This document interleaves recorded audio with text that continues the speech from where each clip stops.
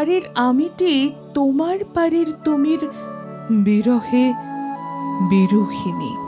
অমল ধবল পালে লেগেছে মন্দ মধুর হাওয়া।